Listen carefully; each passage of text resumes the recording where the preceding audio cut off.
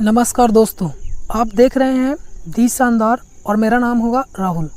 अभी एक महामारी कोरोना ख़त्म भी नहीं हुआ और इससे ख़तरनाक और चौंकाने वाली महामारी की शुरुआत हो गई है। टिड्डियों का हमला। देखिए, ये है टिड्डी, इसी के द्वारा हमला हो रहा है जो कि ख़तरनाक है। अगर आप सोच रहे हैं कि ये चाइनीज़ है तो ऐसा नहीं है। ये चाइनीज़ नहीं है, फिर भी ये बहुत प्रभावित और ख़तरनाक है। सबसे पहले आप इसका वीडियो देखिए।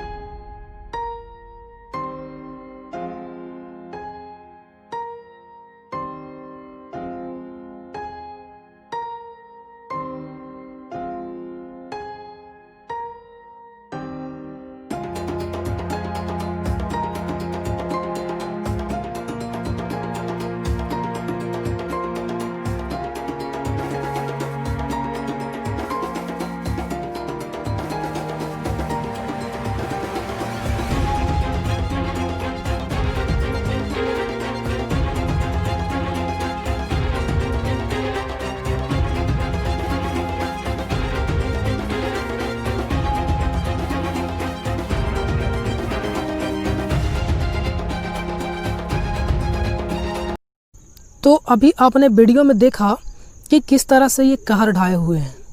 तो आज इसी के बारे में हम लोग विस्तार से और आसान भाषा में समझेंगे। सबसे पहले इसको अंग्रेजी में लोकस्ट बोला जाता है, यानी टिड्डियों को अंग्रेजी में लोकस्ट बोला जाता है, और टिड्डियों को झुंड को लोकस्ट स्वार्म कहा जाता है। देखने में कुछ इस तरीके के होते हैं जो आपको स्क्रीन पर दिख रहा है। ये ग्रास हॉपर देखने में कैसे होते हैं? ग्रास हॉपर या गाँव या देहातों में इसको फतिंगा के नाम से भी जाना जाता है।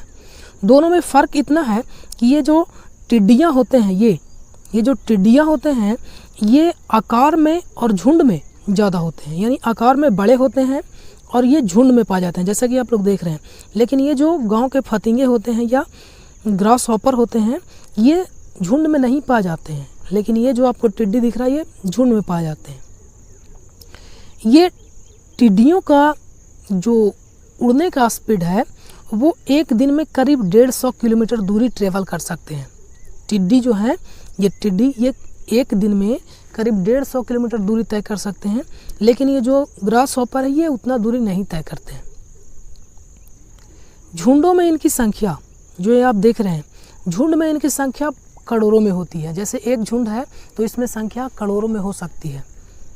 आगे हम बात करेंगे कि जो झुंड अभी जिसका कहर ढा रहा है, जो झुंड अभी कहर ढा रहा है उसमें करीब टिड्डियों की संख्या 70 से 80 करोड़ है। कितना है? 70 से 80 करोड़। और भी कुछ झुंड जो पीछे छूटे हुए हैं, 30 से 35 करोड़ पीछे छूटे हुए पाकिस्तान में अभी छूटे हुए हैं जो कि आ रहे हैं। अब ख्याल आता है कि ये पाकिस्तान से आ रहे हैं, तो बिल्कुल सही है, ये आ तो रहे हैं पाकिस्तान से ही, लेकिन इसका शुरुआत पाकिस्तान से नहीं हुआ है। इसका शुरुआत देखिए यहाँ से हुआ है, हॉर्न ऑफ अफ्रीका, जैसा कि आप पिक्चर में देख रहे हैं। हॉर्न ऑफ अफ्रीका से यमन, फिर यहाँ से आगे बढ़े तो ईरान, फिर ईरान से पाकिस्तान, और फिर यहाँ पे ये एंट्री मारे भारत में। भारत में कहाँ? तो देखिए बाड़मेर और जैसलमेर, यानी जो राजस्थान में पड़ता है। ये राजस्थान से एंट्री मारे और इनका कहर वहाँ पे अभी देखा जा रहा है, देखने को मिल रहा है वहाँ पे। तो आप देख सकते हैं कि ये किस तरीके से एक देश से दूसरे देश तक आसानी से उड़ जा रहे हैं। ऐसा इसलिए है कि इनको एक देश से दूसरे देश जाने के लिए कोई वीज़ा और पासपोर्ट का ज़रूरत नहीं होता है, ना ही इनको किसी से परमिशन लेना पड़ता है। तो अब बोलिएगा कि इससे प्रॉब्लम क्या है।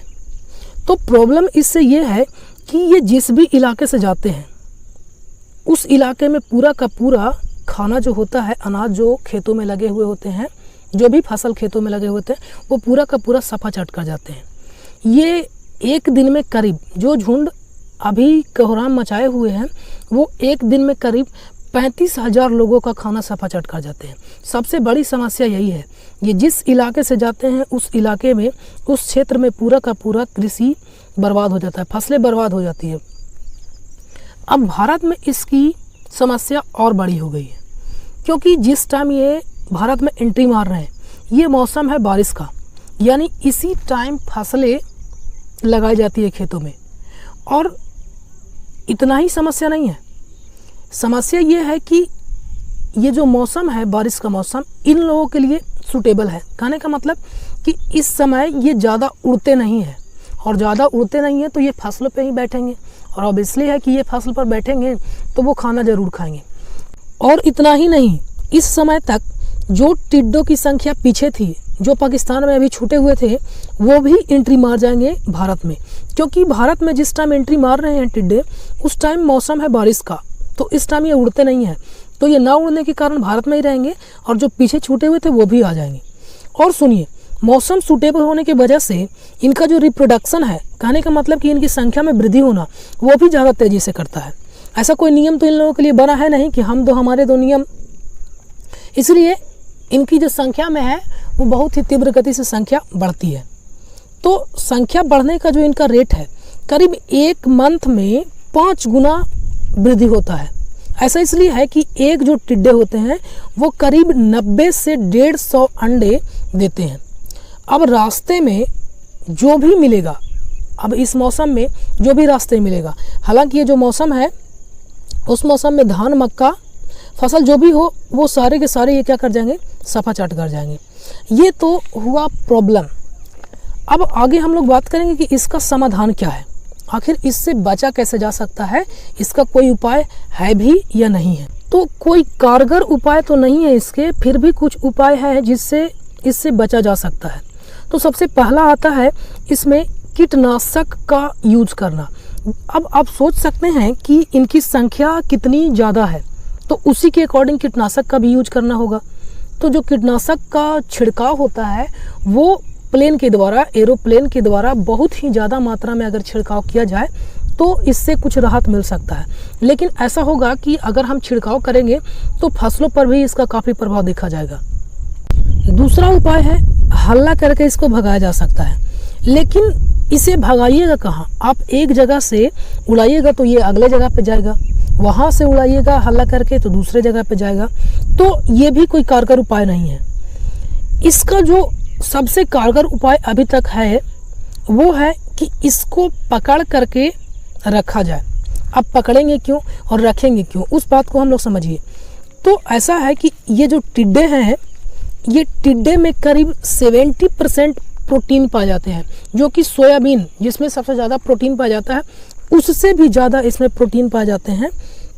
तो इसको पकड़ करके मुर्गियों को चारा के रूप में यूज किया जा रहा है, और ये जो तरीका है वो सबसे पहले पाकिस्तान में ये कारगर तरीके से यूज हो रहा है।